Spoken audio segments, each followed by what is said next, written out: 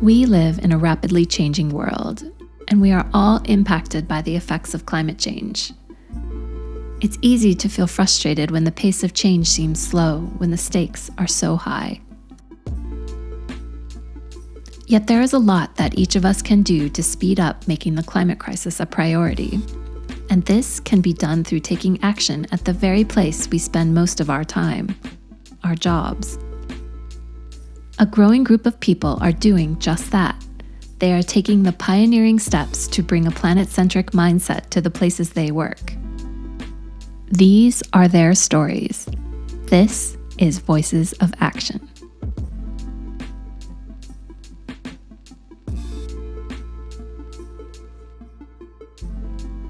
Idun Aune is a lead service designer in Oslo, Norway.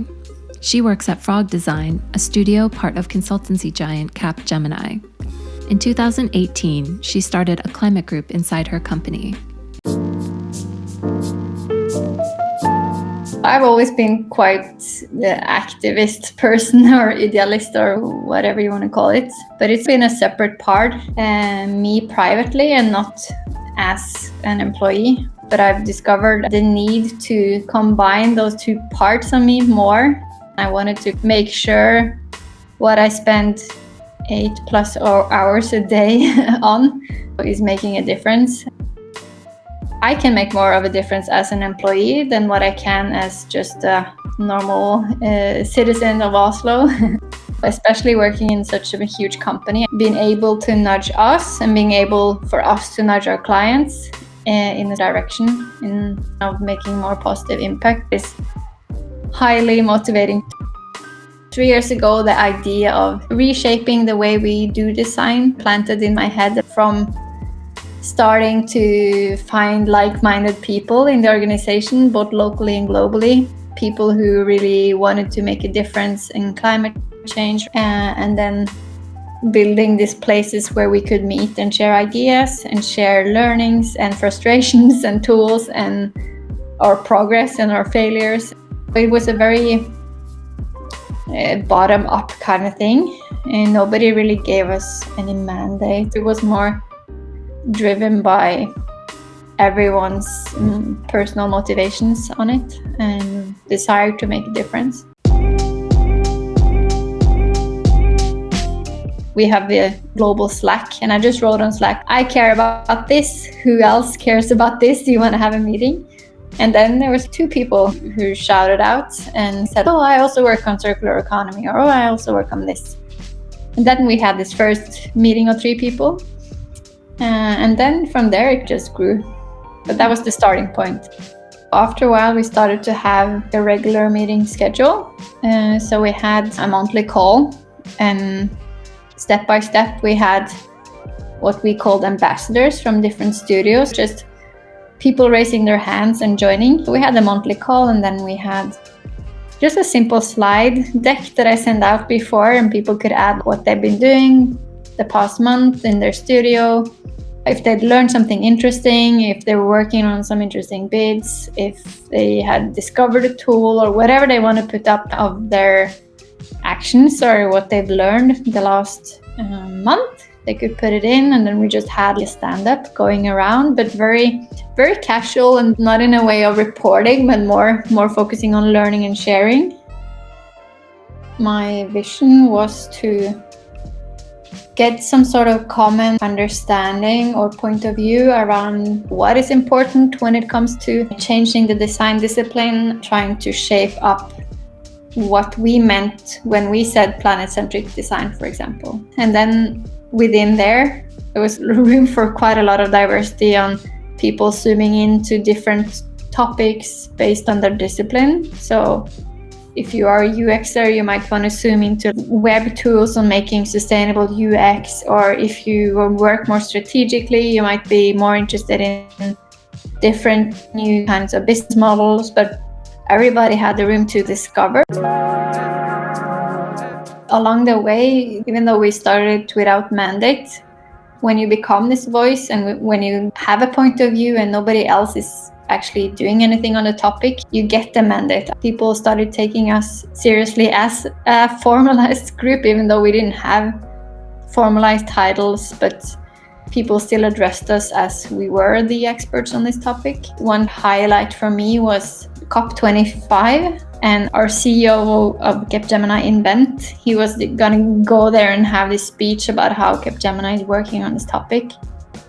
And his press release mentioned our planet-centric community and framework for us being acknowledged as an important part of the puzzle for our company. It was a very key moment, feeling that we were someone listened to.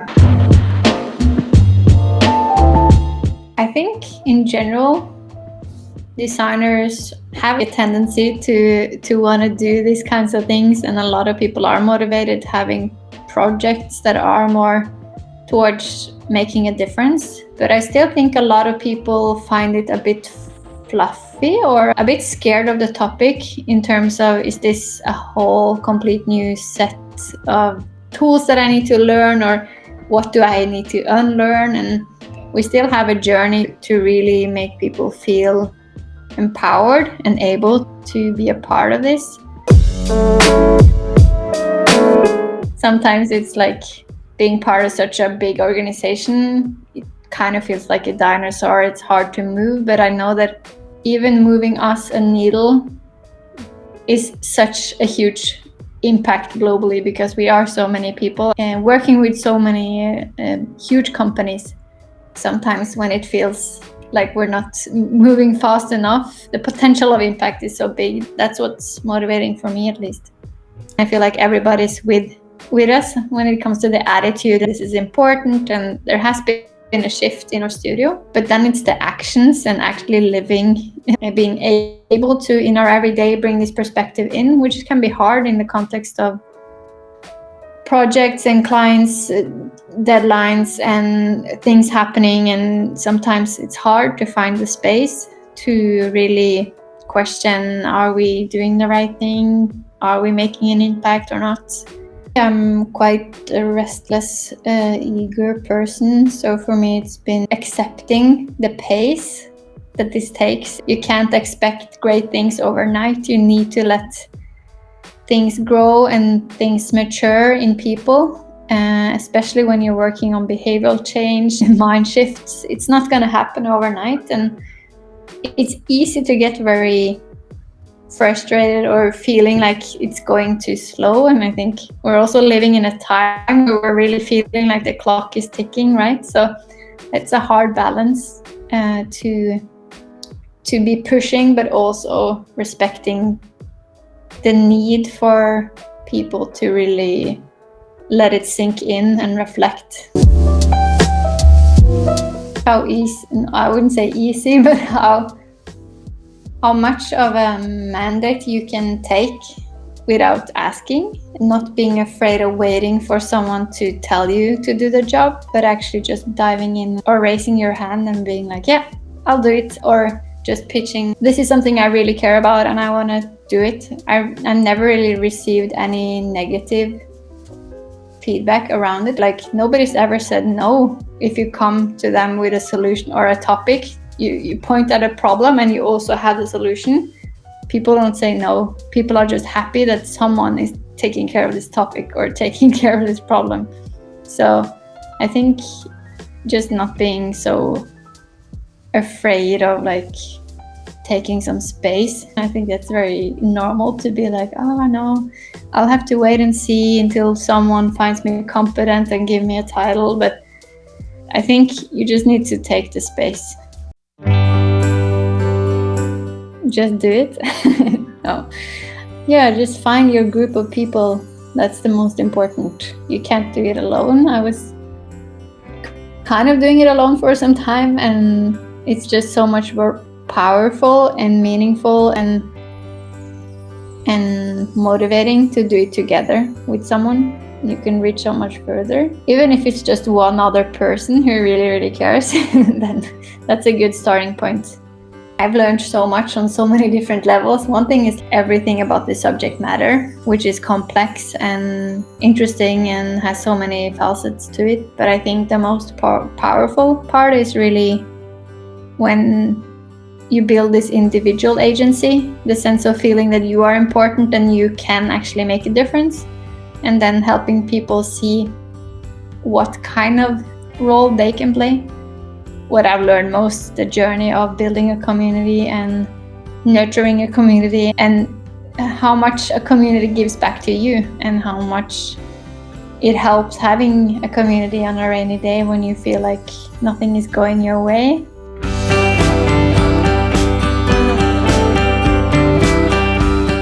Voices of Action is a project by the Hive Initiative. We are committed to encouraging and supporting climate action in the workplace. We have more episodes planned. Subscribe to be notified when they release. Click like to let us know if this topic resonated with you. And tell us in the comments about your experiences taking climate action at work. We'd love to support your efforts. For more information and inspiration, find us on Instagram, LinkedIn, and at hiveinitiative.org.